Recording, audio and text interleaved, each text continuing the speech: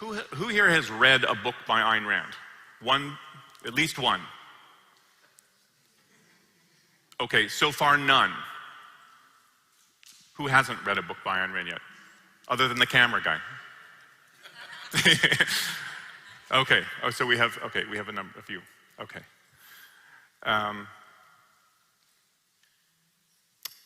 I ask this because I think what draws most people here is there's a real interest in Ayn Rand. And she's most popular, she's most well-known in the United States, of course, but she's starting to become more well-known outside of the US and in Europe.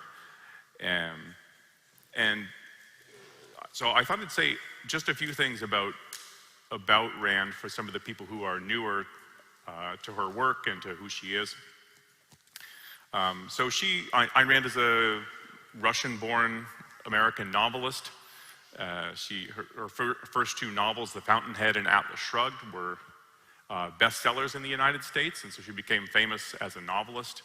And then after the publication of Atlas Shrugged, this is 1957, she turned to writing philosophical essays and became a significant public figure in terms of a public intellectual. So she was interviewed on radio programs, TV programs. She was lecturing on university campuses and at various kind of intellectual forums and so on. So she kind of built what would you say? She came out as a kind of a new, fresh, original, but also controversial public figure and a new kind of voice in the culture. And so she died in 1982. Happily, as evidence of the people here, her ideas live on. Her books, she sold something like 37 million copies, I think, of her books have been sold. So she has a real appeal to many people. But she's not universally adored. And I think with the chuckles here, I think we know that. So there's, I think, significant, I wanted to say opposition to her ideas. I guess I can say that, opposition. I think she faces a lot of, lack of knowledge or lack of understanding of what her ideas are.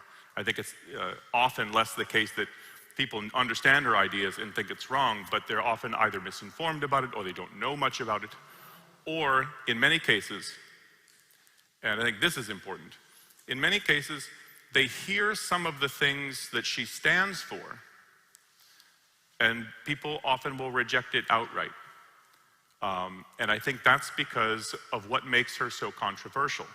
And I think what makes her controversial is that she's challenging all kinds of received wisdom, all kinds of things, all kinds of ideas that we've been taught to accept, these things that we grow up with and pretty much take for granted as true. And in many cases, she's telling you that these ideas are actually false. And many of the things you've been taught to believe, taught to think of as your basic framework, is that this is true. And she's telling you this is false, in many cases. And she's saying things that nobody else is saying.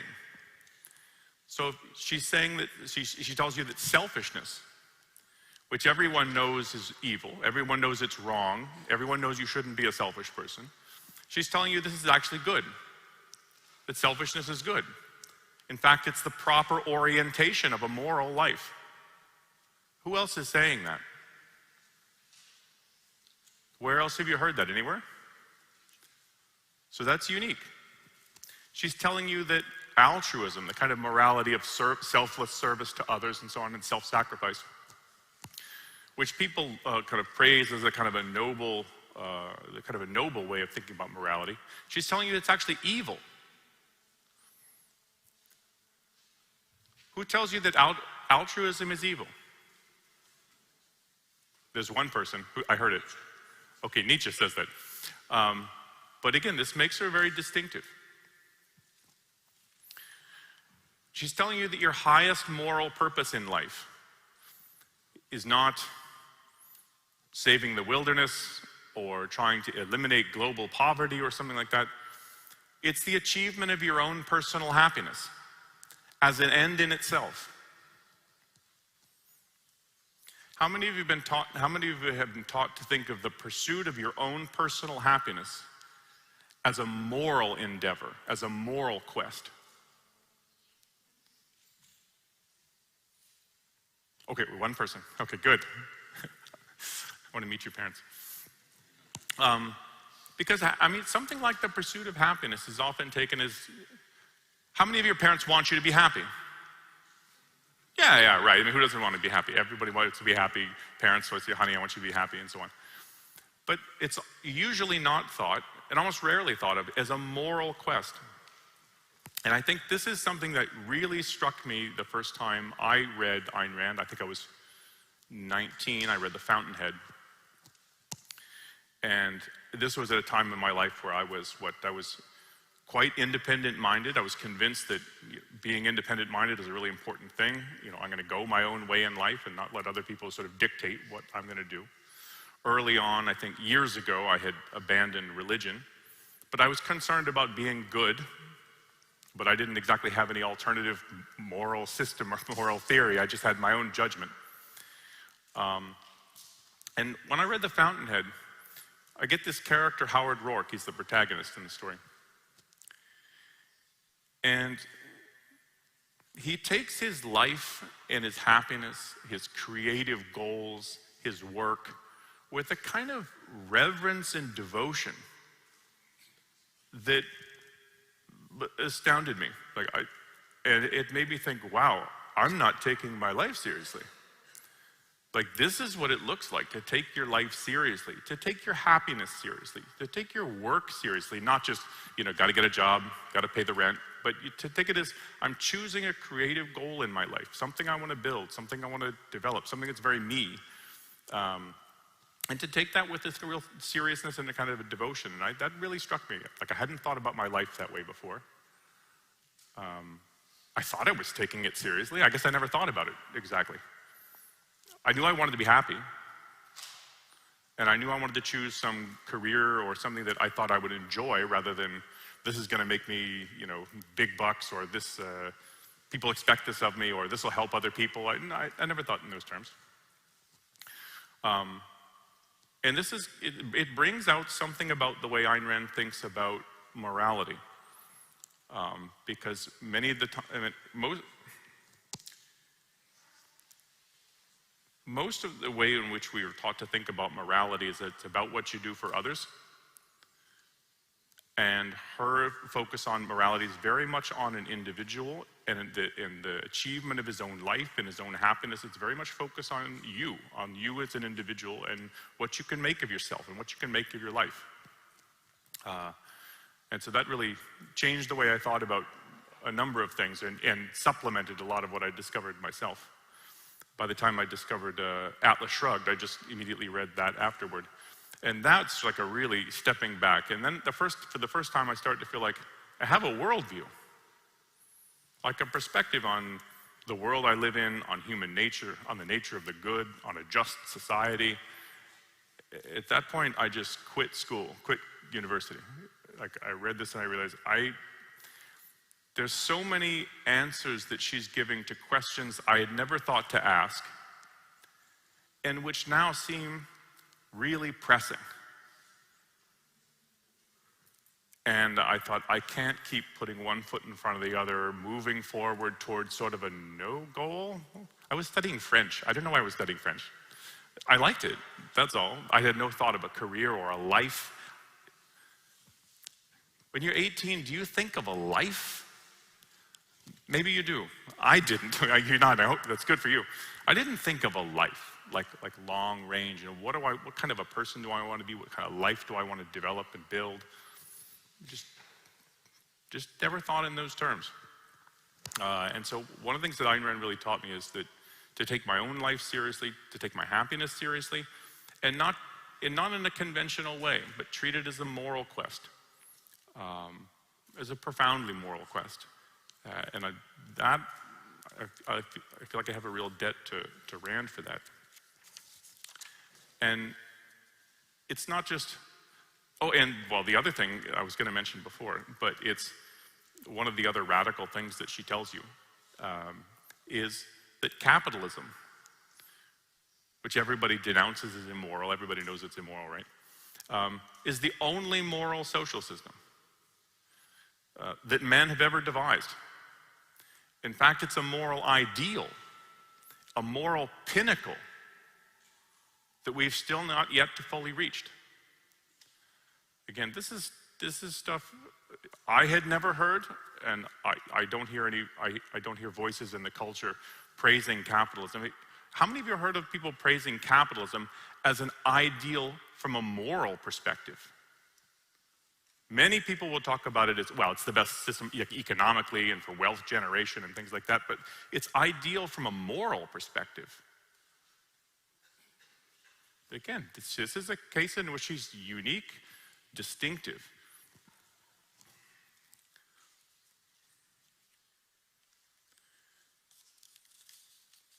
And it's not just that she's offering a few radical ideas that sort of jar you and the shock and awe, you know, but she's offering a whole systematic worldview. It's a new philosophy. And one of the sad things I think about today is we don't really have philosophies. So if you were to go back to when these buildings, the big buildings on the hill were new, you had philosophies. You could be a Platonist. You would go study at Plato's Academy. Because Platonism, there was Aristotelianism. This is a whole worldview. There was Stoicism, Epicureanism, and others, lesser known to most people. But there were schools of philosophy where you had a whole worldview. It's a view about the nature of reality, how to reach knowledge, what counts the standard for truth, and what counts as certainty, about what the nature of a good person is. How do you draw a distinction between good and evil, right and wrong, and what counts as a just society? And they try to integrate this into a view that all makes sense. It interrelates. I don't think you really have that nowadays in philosophy. You have people doing philosophy, but the idea that you have an integrated, systematic worldview has sort of disappeared. But this is one of the respects in which Ayn Rand is going back to? Maybe that's not quite the right way to put it, but she's reviving a more systematic approach to philosophy. So she's not just doing politics, or not just doing ethics. She's doing philosophy. Now, I've said that Ayn Rand is challenging all sorts of received wisdom. And one of the ways this shows up is that she challenges a lot of alternatives that we're usually taught to think in. And she thinks they're false alternatives. So a false alternative is the idea where you're told you have to choose between A and B. And these are your options. You're either one or the other. So you can't have both. And in many cases, what Ayn Rand is saying, yeah, you're taught to think like that, but these are not your options. And usually saying both of these are bad, and that there's a third way. There's another way. So I want to introduce some of what's distinctive about Ayn Rand's thought by looking at a few of these false alternatives, or what she thinks are false alternatives, and looking at what she thinks is a new way of looking at the issue. So let's take one that's related to ethics, because we have a number of talks that are related to ethics that this relates to. And tell me whether you recognize this. You can either be selfish or you can be moral. So if you're a selfish person, you're not moral. And if you're a moral person, you're not a selfish person, right? Am I right? Am I right? Yes, that's right. It's one or the other. I think that's how we're definitely taught to think. Because we're taught to think that selfishness is the opposite of morality. In fact, morality exists, and you'll find many professors telling you this. Morality exists because people are selfish, or they have a tendency to be selfish, or they're wont to be selfish. And what you invent morality to curb, stop, prevent, cordon off people's selfishness. So they're really thought to be like exclusive.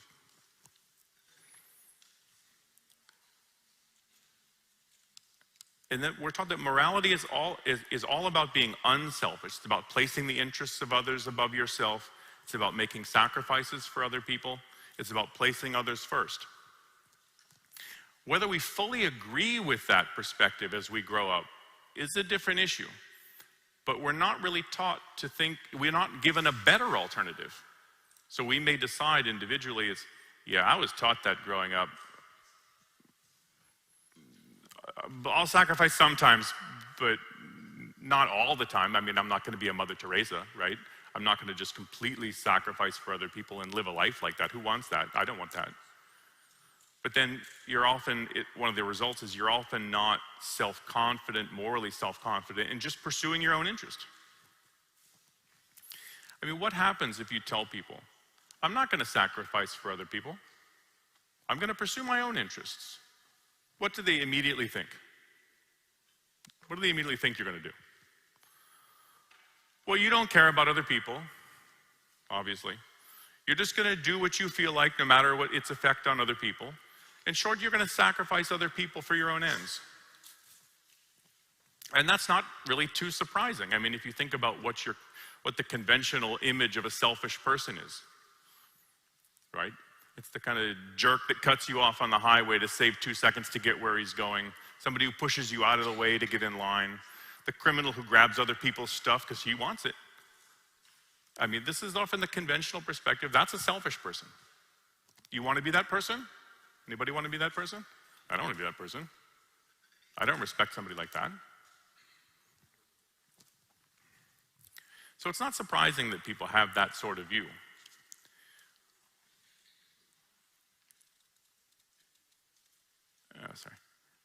But that's partly because that's the only way we're really taught to think of selfishness. Has anyone heard it outside of Ayn Rand? Heard people talking about selfishness as a good thing? Okay, we will talk about, what is it, Nicomachean Ethics, book 9, chapter 9? We'll deal with that later. We're going to have a panel where we're going to discuss Aristotle and Ayn Rand, and that is a very interesting aspect of Aristotle's thought, but we will come back to that. Okay, other than him, I think the answer is probably no. So the alternative that we seem to be faced with is you either sacrifice other people to get what you want, or you sacrifice yourself for the sake of morality. And Ayn Rand asks, wait a second, why are these your choices? Why is our choice who gets sacrificed to whom? As if the necessity of someone's sacrifice is taken for granted. Someone's going to get sacrificed. It's either I sacrifice myself to you or I'll sacrifice yourself to my goals. Why is sacrifice needed? And she says this is a false alternative. She says the pursuit of your self-interest doesn't require sacrifice of anyone to anyone. A moral person neither sacrifices his own interests for others, nor does he sacrifice other people to reach his own interests, or to get what he wants. And what she's offering, and this is really, I think, something new, is she's offering a non-sacrificial approach to life. A selfishness without victims. A morality of profit, not loss. But to really see this as a genuine alternative and to see that this is a real way in which you could think about morality, which you could think about a real approach to life, that's not just a set of words on paper. You need a rational conception of what your interests are. And I think one of the sad things about this sort of stunted perspective on what self-interest is, it's self-interest as the kind of the crook who goes after stuff and takes stuff, is that once we decide, well, I don't want to live a self-sacrificial life. I want to pursue my own interests. We become children. What, in effect, are like, oh, well, what are my interests? Because you're not really taught to think hard about what is actually in my interest? What is in my advantage across the course of a life? Like, what kind of values should I pursue if I want to be a successful person in life? What are the values I should pursue? What virtues should I develop? Across a long-term perspective. not just how do I get something today. And that's a serious bit of thinking to do. And we're not taught to think in those terms. So partly it's often, if somebody says, if you told everybody, be selfish, everybody go out there and be selfish. Go ahead, you guys can get up and go be selfish. You might just sort of pause a little bit, like, well, okay, what does that mean? Does that mean go have a nice meal? Does it mean, I don't exactly know what that means. Do something I want, and you need much more than just simply, so when Rand is advocating selfishness, this is a starting point. It's just an opener. It says, orient yourself in life to you. You should be the beneficiary of your actions. And don't make it's everything about other people. It should be about you. But that doesn't tell you what to do. That doesn't give you the content of morality. That doesn't tell you, here are all your values and virtues, and here's a set, and here's how to practice them. And that's moral philosophy. That's a whole endeavor. So just be selfish doesn't give you a whole lot. But in our culture, I think it gives you something important.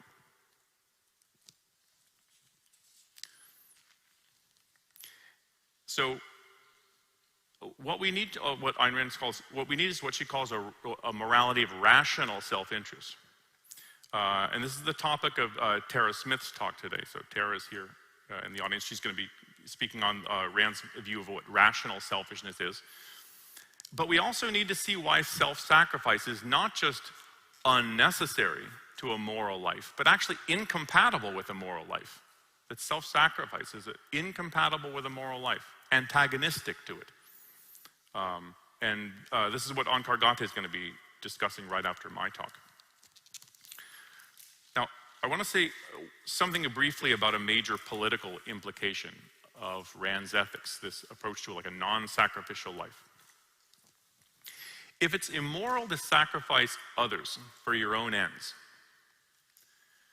then a moral society has to ensure that people aren't forced to sacrifice for others.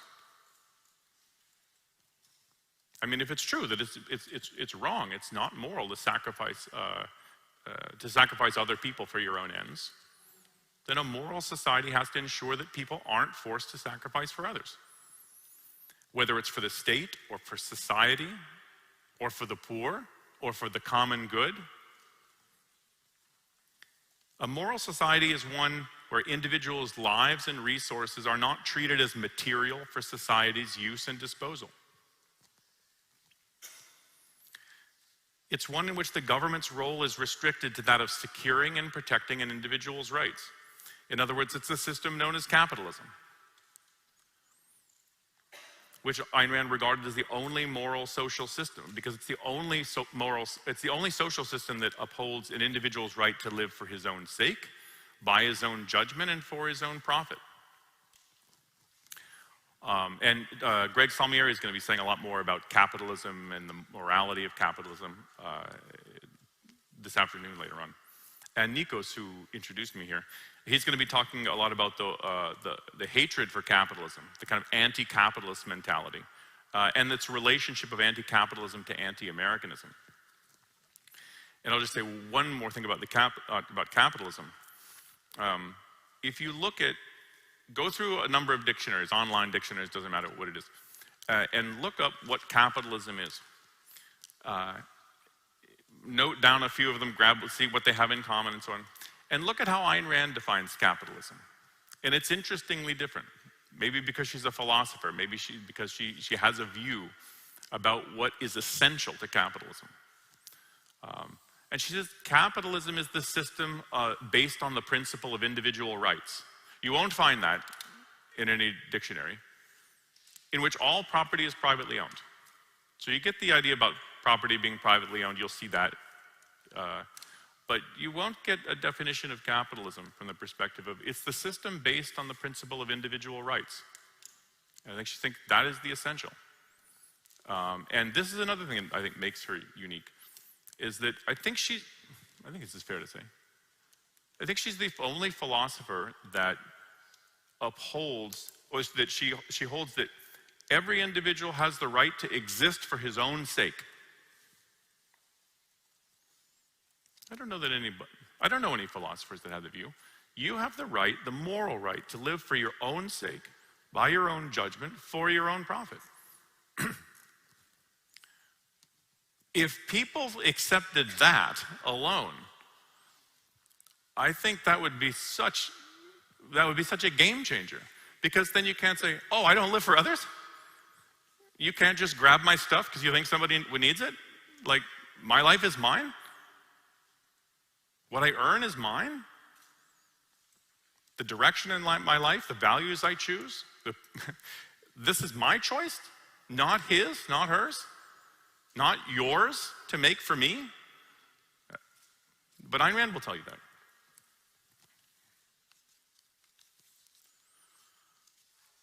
So I want to turn to another common alternative, moving away from ethics, that Ayn Rand thinks is a false alternative. This is one more related to metaphysics about the nature of reality, including human nature. Are you going to believe in free will, or are you going to be scientific? I hadn't discovered this until I got to university, but it's all over the universities. And I'm sympathetic to being pulled into this as these are your alternatives. It's either free will or it's science, reason and science and so on. I think partly because of the way in which, I'm getting ahead of myself. So the alternative is either you're going to side with reason and science, in which case you think of the world entirely in terms of matter in motion, a world in which every event follows inexorably from a preceding chain of events. So for there to be free will, it seems like you'd need some kind of supernatural soul or something with special powers it's not governed by natural law or the laws of nature. It has some sort of special powers that exempt it from the laws of nature.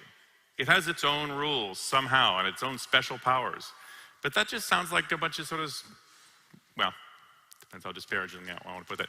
It sounds like some sort of religious view, some sort of supernaturalistic sort of view. So if you're going to be scientific, you're going to be rational, you got to throw out free will. Because being scientific, being rational, it means thinking of the world in terms of, this is just matter in motion, one event follows inexorably from the others, cause and effect, and so on. But if you accept the idea of free will, and you have the idea that I exercise some control over my thinking, I exercise some control over my choices, my values, my character, I can shape my character, and direct the course of my life. If you accept that, then it seems to be, okay, that's good, that sounds good. But then it seems like you're also saddled with some view like, yeah, but now you're sort of siding with the sort of mysticism and magic side. Because then how do you explain how this all works? And this is another case where Ayn Rand says this is a false alternative. You don't have to choose between reason and science and free will, because they're not incompatible. Ayn Rand is fully on the side of reason, science, nature, cause and effect, as against supernaturalism and uncaused events and so on.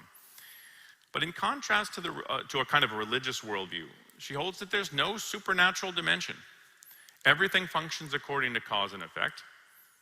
Things behave the way they do because of what they are. They have certain features, certain properties, certain characteristics, and that explains why they act the way they do. Tomatoes can't sing. Men can't walk across the water. There are no miracles. That's it. But she's also fully on the side of reason. In terms of rejecting mysticism and faith, any kind of just knowing. And again, this will be another talk, I think it's tomorrow. Tara Smith will be talking again about reason and faith and why these have very different methods, so to speak, and very different results. But she's also on the side of free will. So objectivism maintains that free will is not some kind of magic power possessed by some supernatural soul. It's a natural biological capacity of certain living organisms at a certain degree of complexity. It's a natural biological capacity. It's your power of choice, and it's a causal power. It's not anti-causal, a-causal, just happens. It's a causal power to initiate and direct action, fundamentally cognitive actions. And she puts it's your choice to think or not to think, to engage your cognitive faculties or to choose not to do so. And I think it's particularly important, I think, this view about free will. I mean, it gets technical and it can be complicated. But it's important because it's the whole way in which it shapes the way you think about yourself. If you really thought, I literally am just a product of various nature and nurture and antecedent causes and so on, it's really like you have no control over your life. You have no control over your thinking. You have no control over your judgment. You have no control over what you value. You have no ability to improve your life. If your life gets improved somehow, it's not you that's responsible. It's not you that shaped it. It's you really feel like, I think it's really just disorienting if you really thought that is just what I am. And I think one of the reasons why this is important is happiness takes work. Happiness takes a lot of thinking about what you want and a lot of, am I on the right path? Am I going where I should? Maybe I should change directions. And if you really feel like none of this is up to me, I think this is a very good disempowering perspective. And if you look at how much, I think this will come out in Tal Svani's talk on happiness, but you start to see just how much thinking goes into thinking about what do I want in life? How do I sort out what I value? And I tell myself I value that, but do I really take that seriously in my life? And am I being honest with myself about what I want? There's so much thinking that goes into that. I think it's very valuable to think of yourself as like, I actually am exercising some control and some direction over the course of my life. I can choose my values. I can shape my character. Now, this is just a way of sort of introducing something distinctive about Rand's view from the perspective of these false alternatives and so on. But again, this is just scratching the surface of a whole philosophy. So I think if you listen to the talks and you think about what's being said in the talks, talk about it, ask questions about it, and so on, I think you're going to be rewarded by this, what's the word, kind of encounter, I think, with a new and original thinker. So take advantage of the talks, ask questions, talk amongst yourselves, and also find the speakers. We're around, and follow up on things that are of interest to you. So thank you, and I think we have questions.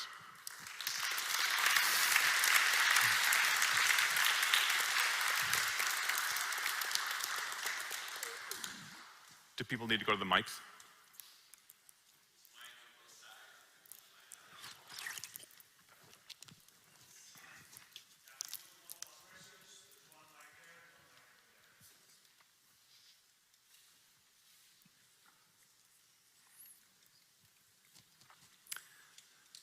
Hi, my name is Teja. I'm from India but living in Netherlands right now. My question is that I understood that sacrifice means giving up a higher value to the lower one. But is there any justification for sacrifice, like anyway?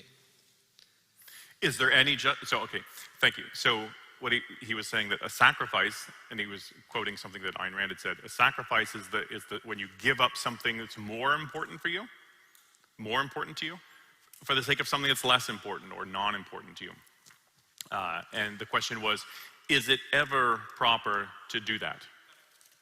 I think the question would be, what would you be after? So if you reword it, is deliberate personal loss of value? No. I don't know why it would be. I mean, loss means you take a value, something that's important, and you give it up. Is cutting off your foot ever a value? That might be. In a certain context, that you're caught in a trap, or you're sliding off a cliff and you need to do something. But again, that is, you're exchanging one thing, your poor little foot, for your life, your whole body. That's way more important. You can get a prosthetic foot, right? But no, deliberate personal damage is not a value. and never can be. There are all sorts of things that people call sacrifice, which are they're really important values, but they're not sacrifices. So I sacrificed so much to get to where I am today. It's like, I hope you didn't, you know? But often it means there were some things that I wanted, but that I always seems weird to say, it almost seems weird to say forewent, but I think that is grammatical. You forewent. You temporarily didn't pursue certain values so that you could pursue something more important. Like I could have just went to the movies, but I knew I had to study because I got an exam coming up, and if I don't pass this, it's going to be important, and so something's more important. It's not a sacrifice that you didn't get to see the movie. So there are all sorts of, I call that investment, you know, because there's a cost to anything you do. If you do A, you're not doing B. And so you think about, what do I want in life? What do I need to go do? And what kind of things do I need to set aside or deprioritize? I get one question. Come on, there's nothing, oh, there we go, okay, here. I know this philosophy is really easy and everything is crystal clear.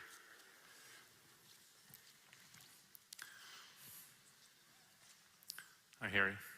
Can't let you get off that easily. Okay. You talk about living long term and making decisions for your life, and yet we only live right now. Could you elaborate a little bit more on that, especially as it relates to sacrifice? Like, I'm giving up something now, and yet I want to live my whole life in a direction that makes sense. Does that make sense? Yeah. I think I know what you're saying. So on the one hand, you don't live in the future. You're in this room right now, feeling comfortable or uncomfortable, interested or uninterested. This is where you are. You'll never live anywhere but the immediate moment. And yet, there are a lot of immediate moments ahead of you, and you need to think about, what are those immediate moments like? What are they going to be like? What do I want them to be like? Where do I want to be?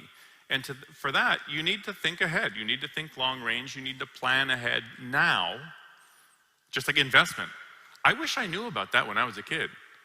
Like, oh yeah, you just get like a little index fund or something like that. Like, I didn't know anything about that. I'd be better off right now.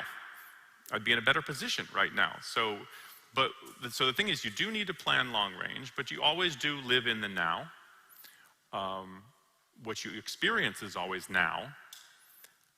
But there is a way in which you can be too much thinking about long range, as if happiness is that sort of distant goal beyond the hill that it's, you know, no, I mean, I'll let Tal talk more about happiness, but the whole idea is that you want both short-term and long-term pleasures, short-term and long-term goals. You can't hold out till, well, one day when I'm 75, maybe I'll get one thing I want, and it's like, no, that's not, or there's a jackpot or something at the end. No, you live life right now and tomorrow and the day after and the day after, and life is in the living.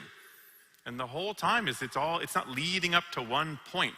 It's what you want is to be on a path, functioning by methods that are methods for successful living and successful achievement of your values. And if you're on that path, you don't have to wait for the thing at the end of the rainbow or something. It's not like that. You're living your life and loving your life as you're moving forward. And, you know, life has its, you know, ups and downs and turns and stuff, and sometimes you need to replan.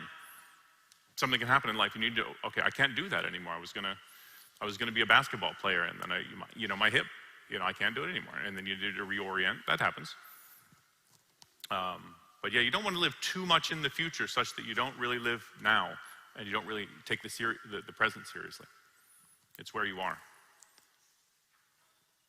Oh yeah, I got another question over here. Yep, yeah, this will be the last question. Do you really think that Ayn Rand's definition of selfishness is not really purely selfishness? Could it be that I'm not talking about effective altruism as she speaks about it, but I'm talking about being selfish is not really as how would I formulate it? it can be at the same time selfish, but selfish in a way that's good not only for you, but someone next to you too. And it's not actually purely selfish.